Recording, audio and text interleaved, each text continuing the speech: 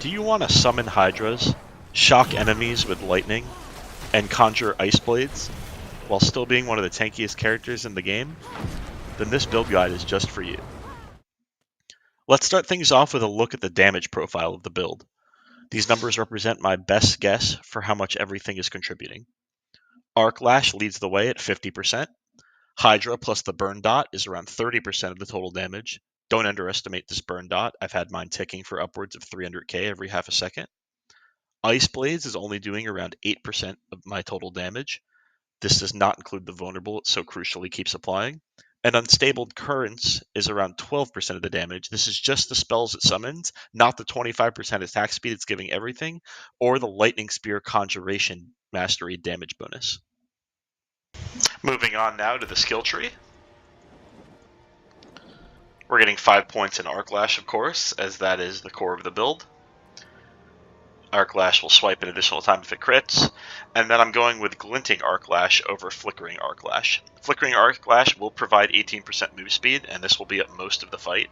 I did a lot of attempts with this, and I liked it quite a lot. However, I found that Glinting Arc Lash outperforms it, in that it smooths out the consistency of your pulls, and a lot of times when you need that cooldown reduction the most is when Glinting Arc Lash is able to be hitting multiple things. Ad phases, or Volatile Bloods. Glinting Arc Lash will help you reduce the cooldown on both of them. We're going to skip everything in the core skill section of the tree.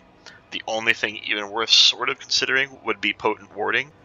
After you cast a non-basic skill, you gain all resists and additional resists, but resist scaling, it really feels lackluster in this game, so we're just going to skip all that.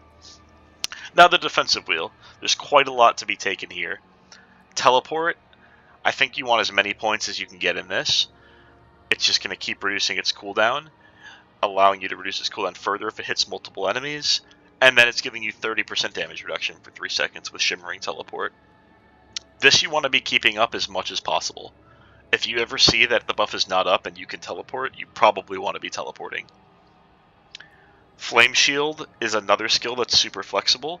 I could see going as high as 10 to 12 points into this just to get its duration over 3 seconds. Each point will increase its duration by 0.1 seconds and is going to be useful. The bigger your window of air before a double wave is about to spawn, or before the boss is about to crash, or before anything you need to pop it to survive happens, the easier the fight's going to be. Being able to hit Flame Shield and just not worry about it and let 2 waves pass right through you is going to feel so good with 10 or 11 points in this skill. With only 5 points, you're really going to have just a small 0.2, 0.3 second window to hit Flame Shield to be able to run through both of them safely. It's going to give you movement speed when it's up, and it's going to heal you for 50% of your missing life. This is your potion. This is your big healing cooldown that you're spamming very, very often. You don't want to just only hold this for emergencies. If you're missing life, you want to hit Flame Shield. I grabbed 2 points in Elemental Attunement. This is going to constantly be on cooldown throughout the fight, resetting defensive skills. You could go 3 points if you want it to be even more consistent, but I found that 2 was the sweet spot, where it's proccing often enough to almost always be on cooldown. And that 3rd point would just be wasted while this skill's on cooldown. And then we're maxing Glass Cannon. We just need the damage. We can't really afford to not max this skill. Moving down to the Conjuration tree. Ice Blades I'll start with first, because I feel this one is a little more flexible. In my current iteration, I only have 1 point in it. The other 3 are being granted me from items. But you could go as high as maxing this out all the way, just to get a little more build damage. And then we're taking the cooldown reduction on Enhanced Ice Blades, and spreading that cooldown reduction to every skill in our build with Summon Ice Blades. Those are pretty much the only reason Ice Blades part of this build. It's applying vulnerable on hit. When it hits enemies, it reduces our cooldowns. We want as many of them up as possible. We're using it on our skill bar, and we're using it as its enchantment effect. Every 40 seconds we spend in cooldowns, it's spawning an Ice Blade on a random enemy.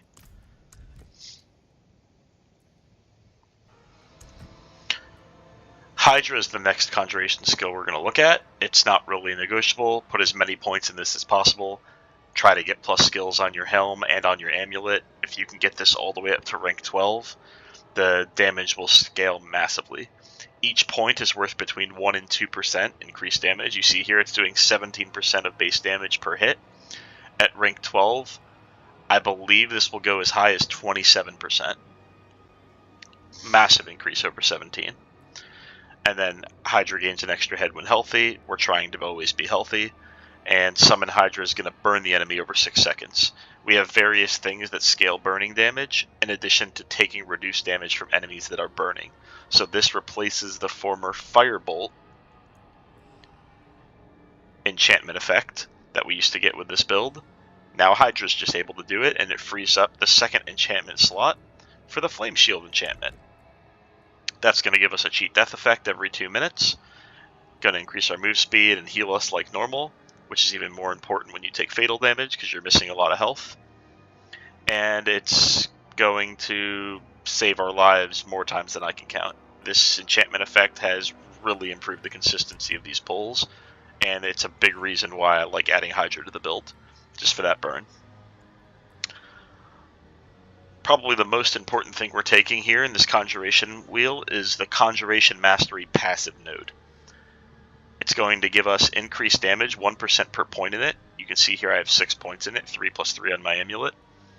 6% increased damage for each active Conjuration. There's almost always going to be 2 Hydras out, so that's 12% damage. There's almost always going to be at least 2 to 3 Ice Blades out. So we're counting on around 30% damage between those two. And then when Unstable Currents is active, this will cast random Lightning Spears quite often. You can expect 3 to 5 Lightning Spears per Unstable Currents to be out at any given time. So you'll see this Conjuration Mastery giving us over a 50% damage boost. Sometimes I've had it as high as 100% damage boost from the stacks on it. 15, 16, 17 stacks I've hit before with this skill, just from massive amounts of Lightning Spears being conjured, and it really skyrockets the damage of the build. Next, we're going to talk about the 2 defensive nodes we get in Conjuration skill wheel. We see Align the Elements and Protection. Align the Elements is going to give us a 3% damage reduction with 3 points, just 1% per point. Every second, it's going to increase slowly up to 40% damage reduction versus elites. This is going to allow us to take a big hit, heal up with Flame Shield, heal up with Potion, pop barriers, and then Align the Elements will quickly refill back up to the 40% damage reduction versus elites again. While we have barriers, we don't really need to worry about Align the Elements being popped off from little instances of chip damage. It's only the big hit it's going to help us from, and then it's going to slowly refill back up to that max of 40%. Protection, 3 out of 3, super important in this version of the build. We need all 3 points as we only have 3 different cooldowns that we're using that trigger it. Flame Shield every 11 seconds or so, Teleport on a 5-second cooldown, and Ice Blades on like an 8-second cooldown. These 3 skills are each going to have that 30% health as a barrier component added to them. Let's move on now to the Mastery Wheel. We're taking 2 different passive nodes here. Inner Flames, we're maxing at 3 out of 3. This is fairly flexible. I could see dropping the 2 points out of this to put into Ice Blades if you wanted to try to scale Ice Blades damage some more. But in this instance of the build, I'm going for increased Hydra damage, increased burning damage as a major source of damage, so we're going this route. 3 out of 3 Inner Flames, and 3 out of 3 Devouring Blaze. Devouring Blaze I feel like has been a staple of almost every Sorc build. It's no different here. We use it to scale crit damage versus burning enemies. Ultimate skills, we're using Stable Currents. It casts our Lightning Spears that we need to scale all the damage in our build. In addition, it's giving us 25% attack speed with Arc Lash while it's up, making Arc Lash do more damage. That's what we'd like to see. We're skipping out on its second passive because we're not utilizing Crackling Energy. There is a variation that utilizes this Crackling Energy along with Overflowing Energy to reduce the cooldown of shock skills by even more. We're opting for the Veer's Mastery ultimate key passive, allowing us to do more damage and take less damage from close enemies. Let's finish off now looking at the last 4 passives we're going to take in the ultimate wheel. We'll start with Coursing Currents. This is just going to smooth out our crit chance. If we ever go on a dry streak of not critting for a little while, then we'll get more crit thanks to this. And then we have Electrocution. Enemies deal 15% less damage. We put all 3 points in this. You want to be hitting the boss at least every 5 seconds to try to keep this up. Whenever you are not arc lashing for an extended period of time, you're not applying this, and you're also not gaining benefit from one of the legendary aspects that reduces damage taken, you open yourself up to being one-shot potentially when electrocution is not stacked. So make sure you're arc lashing very often. And then the last two passives we're going to take in this wheel are Fiery Surge. Mana regen we don't care about, we're just taking this to get to Endless Pyre, which is going to give us a 15% X damage multiplier if enemies are burning for at least 5 seconds. Each second it's going to slowly grow, and it's going to cap out at 15% X. And that's going to cover the skill tree. Now let's take a look at the Paragon boards. In our starter board, we're going to work our way up to the Conjurer node. This is the only place in our tree where we can easily get the 70 int to max this bonus. That's going to give us massive Conjuration skill damage, but most importantly, it's giving us 20% increased duration on the Conjurer glyph. As you can see here, Ice Blades, cooldown 8 seconds, conjures a pair of Ice Blades for 7 seconds. When we take out the glyph, conjures a pair of Ice Blades for 6 seconds. Let's put the glyph back in. Conjures a pair of Ice Blades for 7.2 seconds, so it's giving us just straight up 20% longer duration of conjurations. It's also making our hydras last longer, and it's even making our lightning spears conjured by our ultimate last longer. You can see here with it 7.2 seconds, one more time, without 6 seconds. So increased duration on our conjurations makes the build a lot stronger, especially since the more conjurations we have active at any one time, the more damage we do, thanks to the Conjuration Mastery passive.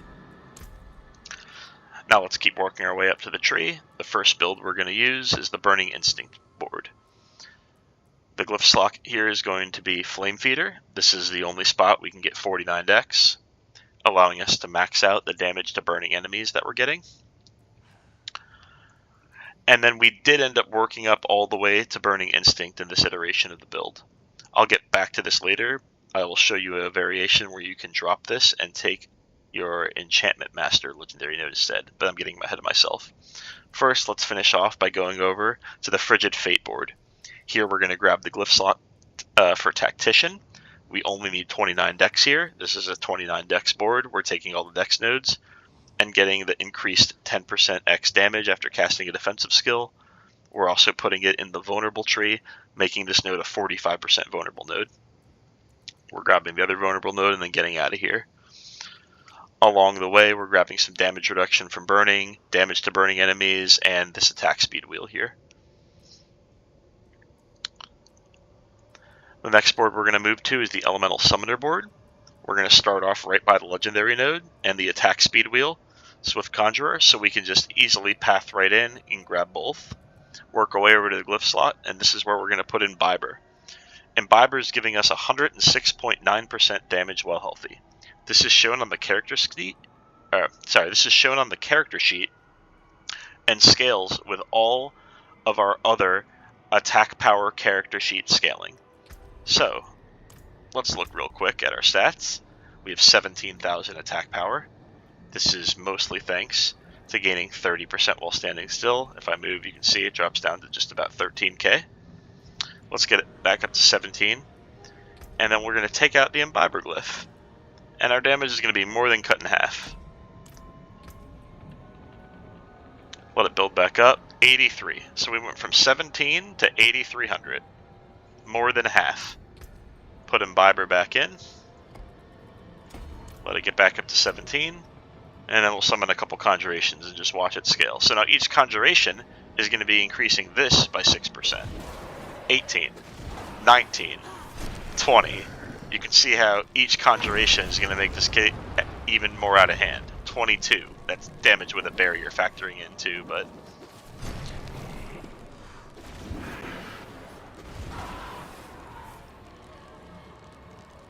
Conjuration Mastery.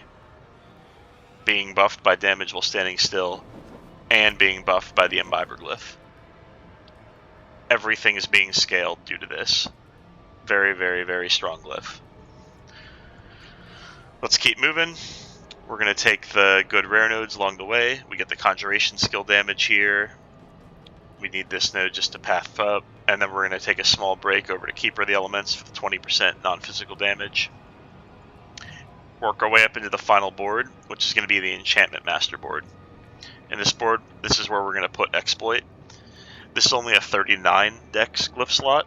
We could spend 3 more points to take the last 5 dex node that we're missing, but in this instance of the build, I chose to pass on that as it only gives 4% vulnerable damage on the 5 dex node, and it's not worth 3 points getting to it, in my opinion. We're taking the relevant non-physical damage nodes that we can take easily. This one comes with elite damage, this one comes with the 10% bonus due to the int threshold. And that's going to finish off this instance of the build. The one big swap you could do, if you wanted to scale back a bit on Hydra damage, you could actually take all of these points out of Burning Instinct. All 12 of these points, you would completely drop this little leg of the wheel. And we would have to drop some of the 5% burning nodes, some of the 5% non-physical nodes, maybe the 7.5% Conjuration skilled node, and we would work our way all the way up to Enchantment Master. I'll show you what I mean real quick. This is the one change I would do in this build. If you wanted to pull back a little bit on the Hydra burn damage, we would unspec all of these points here. We would unspec a couple 5% damage nodes.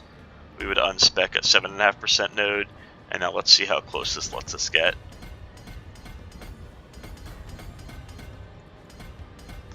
We're 3 points off, so here we're just going to find a few 5% nodes that we don't need. We can drop that one. That gets us a little bit closer.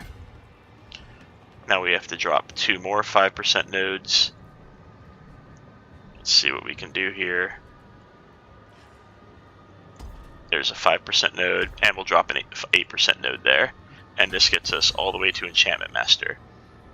What this does is 2 very important things. First, the easy one, lowers our cheat death from a 120-second cooldown to a 100-second cooldown, increasing its effect by 20%. Not reducing its cooldown by 20%, which is what I thought it might do in the first place, but increasing its effect by 20%. There's a difference. And the other thing it does is it increases the effect of Ice Blades as well. The enchantment here is making it give us a new Ice Blade now every 33 seconds instead of every 40 seconds. Again, increasing its effect by 20%, not reducing the cooldowns needed to summon one by 20%. So they're both getting 20% effect, which is just going to exponentially scale Ice Blades as more Ice Blades let you keep spawning more faster because they're reducing cooldowns, and it snowballs very, very quickly. Cooldown reduction is one of the most important things in this build. Let's jump back over to the passive tree real quick, and I'm going to show you the swap here I would make after dropping the Burning Instinct node for the Enchantment Master. First, I would take out these points at Endless Pyre. That's going to save us 4 points there. And I would take out the 2 points you can spare in Inner Flames to lower Hydra damage. And now we have 6 points to spend. There's some flexibility here. We could put some points in Conduction to get back some of that movement speed if we feel like we're lacking. We also could put more ranks into Teleport and Flame Shield, which I think is the best option. That's what we're going to go ahead and do. Let's max out Teleport here at rank 12. And we're going to put these last 3 points in Flame Shield, maxing that out currently at 8. We could get more ranks if I was able to get it on my boots, but 8 will have to do for now. And now we have one last point.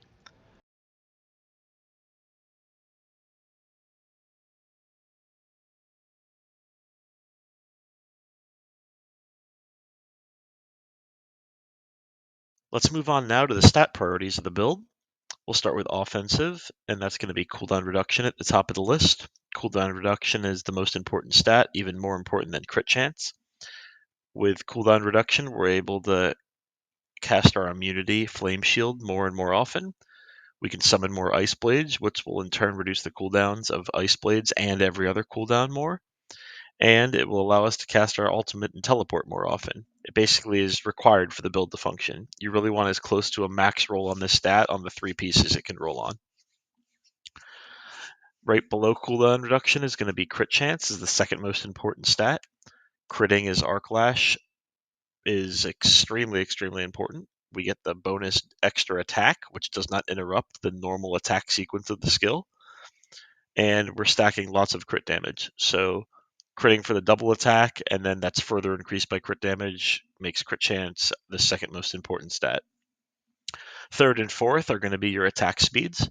Generic attack speed can only be found on gloves in the Paragon tree, but basic attack speed we try to get on helm and focus offhand. Attack speed allows ice blades to attack faster and arc lash to attack faster, and basic attack speed just scaling arc lash even more. Crit damage and vulnerable damage I'll lump into the next bucket.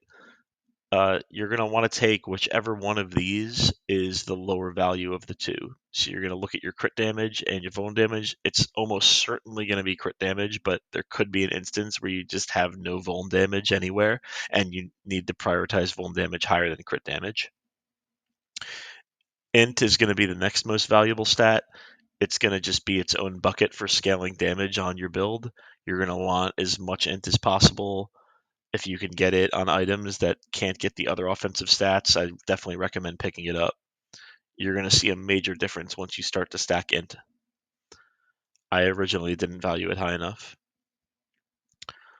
And lastly, crit damage with lightning. This is just going to be scaling arc lash and the shock spells that get conjured out of your unstable currents ultimate, but it still is a valuable stat and worth picking up.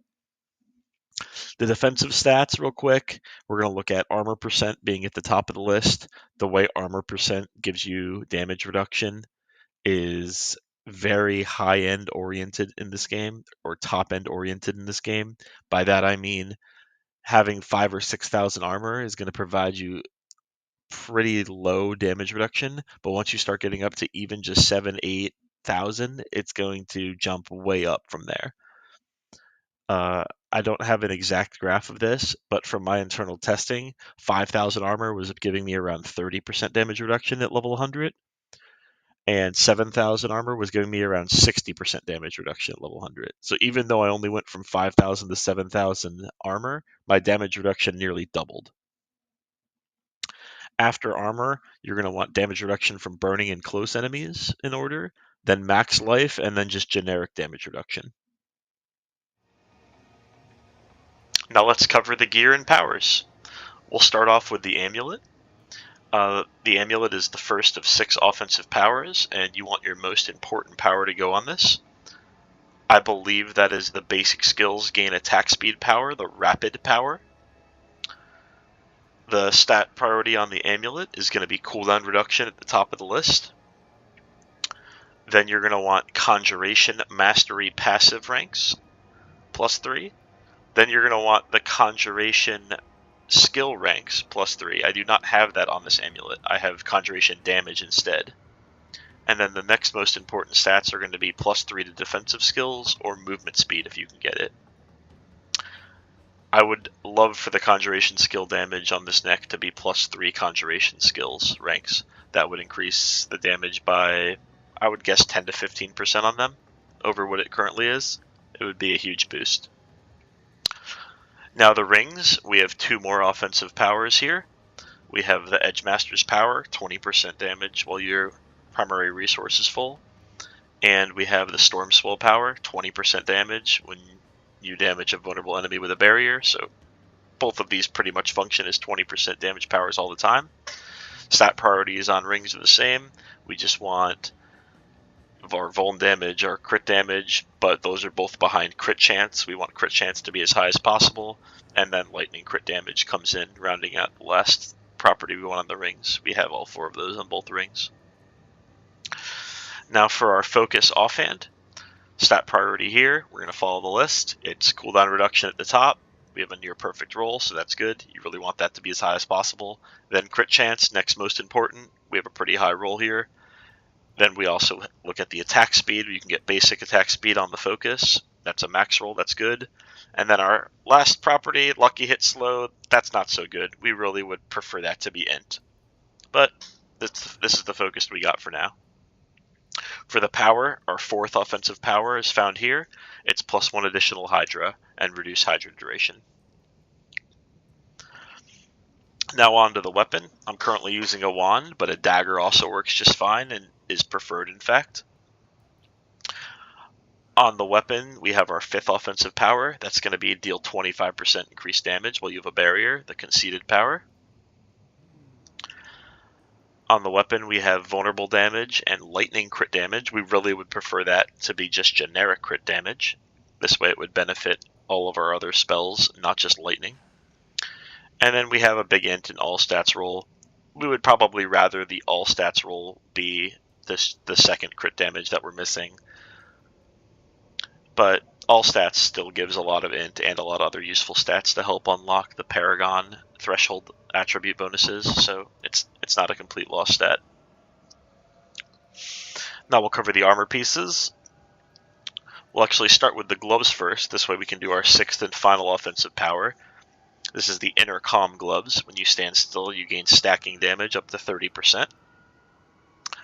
On gloves, we follow our offensive damage tier list. We're going to want crit chance at the top to be maxed. As high as max as possible. If you can't get max, that's 12%. Then you're going to want attack speed as high as possible. That goes all the way up to 15%. I only have 12 on these. Then you're going to get int, and followed by lightning crit damage. If we were able to get crit damage on these instead of lightning crit damage, that would actually rank higher than int. That is the preferred stat. I've been trying to roll these for crit damage. Unable to so far. Alright, now we'll go to the helm and look at our defensive powers. We'll cover those in order. On the helm, we can get cooldown reduction and basic attack speed. This one I was fortunate enough to get both of those. Those are the 2 most important stats on helm. Right after that, though, is a stat I'm missing on this one, and that would be +4 to ranks of Hydra. I had to settle for +3 to Ice Blades, which I think is costing me a lot of damage on these attempts. I'm going to have to go really hit some Nightmare dungeons and farm for a high-level helm to try to get some Hydra skills. After that, the armor is a fine defensive stat, but I would still rather it just be Hydra skills, and then I'd have plus ranks to both Hydra and Frostblades on this. The defensive power here is basic skills, grant 20% damage reduction for up to 6 seconds. It's a 5.5 roll, it's close enough. That's just almost always up. You can see here, defensive damage reduction, I'll show it real quick. It's 7.7. Cast Arc Lash, it jumps up by 20%, which puts it at 26.1. It'll stack with a teleport damage reduction, so if I Arc Lash and then teleport right after, puts me up to 48 damage reduction. That is a key element of surviving a lot of the boss attacks. The pants is going to be our other defensive piece. This is our armor stacking piece. This is almost always at 100 stacks as long as we're attacking for a 2 to 3 second window on either the boss or any of the adds or volatiles that it summons. This is putting us up from that 5500 armor range, which is around 38% damage reduction now, to about the 8000 armor range, maybe just under 8000 armor. And that's almost doubling our damage reduction, just gaining that 50% bonus. On the pants, we have the defensive stat tier list. We really would prefer percent armor, but we don't have it on these. So instead we went with damage reduction from burning, max life, damage reduction. We're missing damage reduction from close. We would like to have that on here too. And instead we have some dodge chance against close, which would probably be my 7th or 8th pick for a stat, but we take what we get with these. Now to the chest, we're using the unique raiment of the infinite chest. The most important stat on this chest is the teleport length, as that's going to help you stagger the boss faster and keep adds stunned for longer periods of time, allowing you to reduce cooldowns on them when attacking with Arc Lash and just be safer. This chest is important to use because the pull, I found, makes the add phases go a lot smoother, and the stun allows us to stagger the boss faster. So it's accomplishing both of those things, in addition to giving us a lot of damage for stunned enemies, close enemies, and glass cannon. We sacrifice the defenses and defensive power of a normal chest in order to wear this for the fight. And our final piece I've saved for last are the boots. My boots used to be very good for this fight, but since I dropped Frost Nova for Hydra, they have only become average. I would very much prefer the Frost Nova to be Flame Shield ranks, and it feels really bad missing out on potentially 4 Flame Shield ranks. That's almost half a second more duration on Flame Shield. Other than that, these boots have what I want. They have the +3 max evade charges, which are crucial to avoiding the waves and helping you dodge mechanics. They have movement speed, they have teleport ranks, and they're only really missing that Flame Shield on there that I would want them to have. The boot legendary power is going to be 25% movement speed while you're unstoppable, so during Flame Shield and right after teleport, and for 4 seconds after you're unstoppable, you gain 25% move speed. This is almost always up the full fight. You'll see it moving fairly slow, teleport, and now there's just a huge move speed boost.